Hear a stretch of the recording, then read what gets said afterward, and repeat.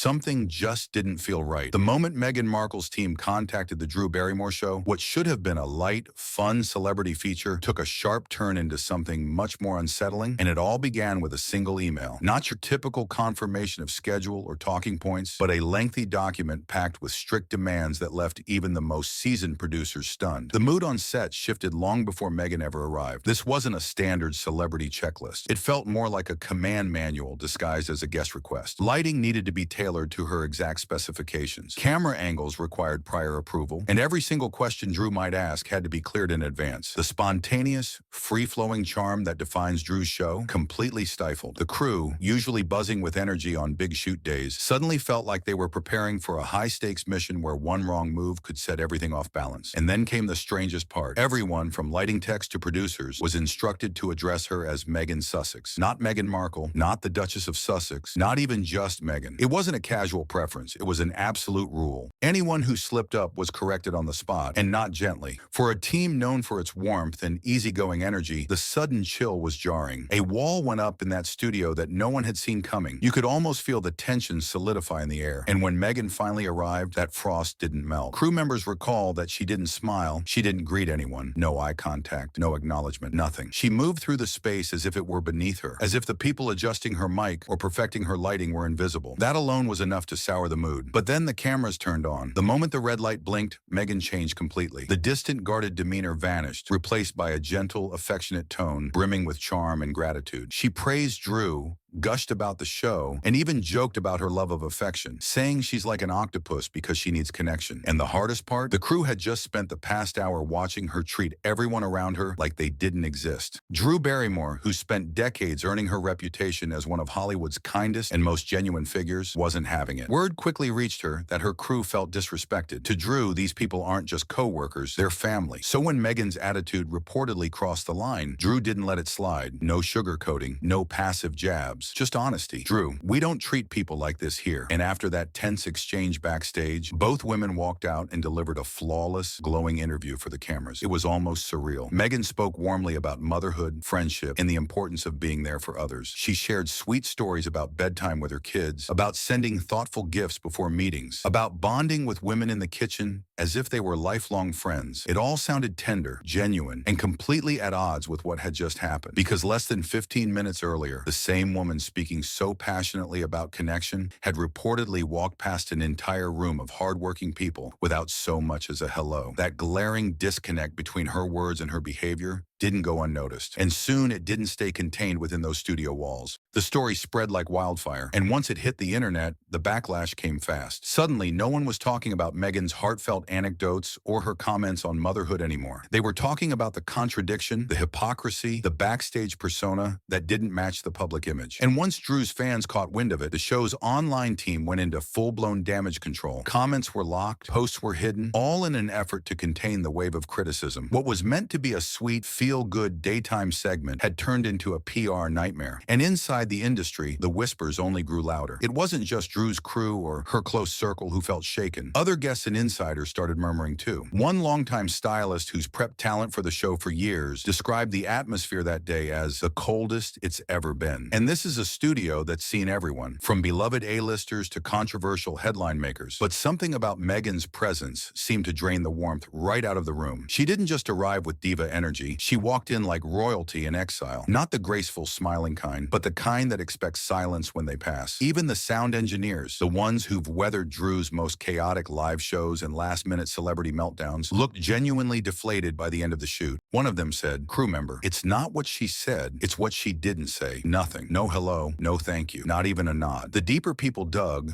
the more stories began to resurface. Ones that had been dismissed before because they sounded too far-fetched. A makeup artist recalled a past project where Meghan allegedly requested to be addressed as Madam on set. At the time, people brushed it off as gossip. Now they weren't so sure. It all started to feel like a pattern. Not a single diva moment, but a behavior that followed her from one coast to the other. Meanwhile, Drew Barrymore, a a woman who's rebuilt her entire post-rehab, post-chaos life around love, gratitude, and kindness, took the incident personally. Drew's brand isn't just her name, it's an energy, warmth, vulnerability, openness. So when Meghan's team disrupted that, it felt like dropping a snowstorm right in the middle of a sunny picnic. The audience couldn't quite pinpoint what was off, but they could feel it. Something about that interview seemed overly rehearsed, not fake exactly, but too polished, too controlled. And that's when the backlash evolved into full-blown media heat. The show's social accounts began limiting replies. Even Meghan's longtime supporters, the ones who stood by her through the royal drama, the Oprah interview, and the Netflix series, started to question things. One viral post summed it up perfectly. Voice: how can someone talk about kindness for 10 minutes straight while allegedly ignoring every single person who made that segment possible? The response from Meghan's camp? Silence. No public statement, no denial, just a cold, echoing silence. And that only made things worse. People began pulling clips from the interview, matching her soft-spoken charm on camera with the reports of her behavior off it, stitching them together in brutal, side-by-side edits on TikTok, on Instagram, on YouTube. The narrative had already written itself. Meanwhile, in Hollywood, the situation landed differently. This wasn't just another gossip headline. This was a crew story, and crew stories matter. In an industry built on relationships and loyalty, being difficult behind the scenes is a red flag that spreads faster than any tabloid rumor. Producers talk, agents listen, and Meghan, for all her fame, power, and connections, is still the new player on this side of the Atlantic. She doesn't have the decades of goodwill that someone like Drew Barrymore has earned. Worse still, Meghan's control-everything energy clashed hard with one of daytime TV's golden rules. You show up, you smile, you treat the crew with respect. That's it. That's the job. It's not complicated. And when someone walks in acting like they're above that, no matter how famous they are, it leaves a mark. At this point, the tension wasn't just about one bad day, it was about reputation. It became less about one bad moment and more about whether Meghan's Hollywood ambitions could even survive if more stories like this surfaced. Because in an industry powered by crew gossip and word of mouth, your biggest enemy isn't a headline. It's the sound guy who tells his friend, sound guy, man, she was cold. And that friend tells a producer, and that producer quietly crosses your name off the list. Meghan's team hoped the chatter would fade, but it didn't. Instead, it evolved. Within days, the incident became a case study in how fast Hollywood can turn on someone who forgets the invisible people in the room. It wasn't about royalty anymore. It was about respect. And in this town, respect isn't earned with titles. It's earned by how you treat the person holding your mic. Producers began quietly rethinking future bookings. Her name no longer sparked excitement. It triggered hesitation. One executive put it bluntly, "Exec, if we wanted drama, we'd book someone who brings ratings, not attitude." That sentiment echoed through casting calls, guest lists, and boardroom discussions. Meghan was being carefully and quietly nudged into the one box no celebrity ever wants to be in. Too much trouble, not enough payoff. Behind the scenes, whispers turned into strategy meetings. Her brand, once seen as a perfect blend of elegance and activism, was now teetering dangerously close to self-parody. The authenticity she had spent years carefully building was crumbling under the weight of first-hand accounts from people who had no reason to lie. Interns, assistants, stylists, camera ops. The very backbone of every production started speaking up. Not in orchestrated attacks, but in the quiet way truth always leaks. One frustrated sentence at a time. The worst part? Her public persona was doing her no favors. Every sweet quote about being there for people, every tender story about motherhood, every soft glow Instagram post, they all started to feel like performance art. The illusion was cracking, and people could finally see the strings. She wasn't being dragged for her past anymore. She was being held accountable for her present. And then came the wave of parody. Social media flooded with skits mocking her dual personality. Warm on camera, icy off it. Comedy pages coined it the Sussex switch. Late-night hosts slipped in subtle jabs. TikTok creators mimicked her exaggerated kindness in interviews, followed by silent, frosty walks past crew members. The internet didn't just cancel her, it caricatured her. Still, Meghan remained silent. No apology, no acknowledgement, no charm offensive to win back the hearts she'd chilled. And that silence, more than anything, told the story. For someone who speaks often about vulnerability and emotional intelligence, the complete lack of accountability was a deafening contradiction. Meanwhile, Drew Barrymore didn't need to say a word. Her silence hit different. It wasn't about hiding. It was about letting the truth speak for itself. Her loyalty to her crew, her refusal to pretend everything was fine, and her quiet dignity throughout the entire storm, all of it only solidified her status as one of the most beloved figures in entertainment. People rallied behind her. Her brand didn't just survive, it strengthened. For Meghan, the fallout wasn't explosive. It was slower, more painful. Bookings dried up. Pitches got softer responses. Publicists publicists advised caution. "She's complicated" became the polite code, the kind of phrase that sounds harmless until you realize it's a door closing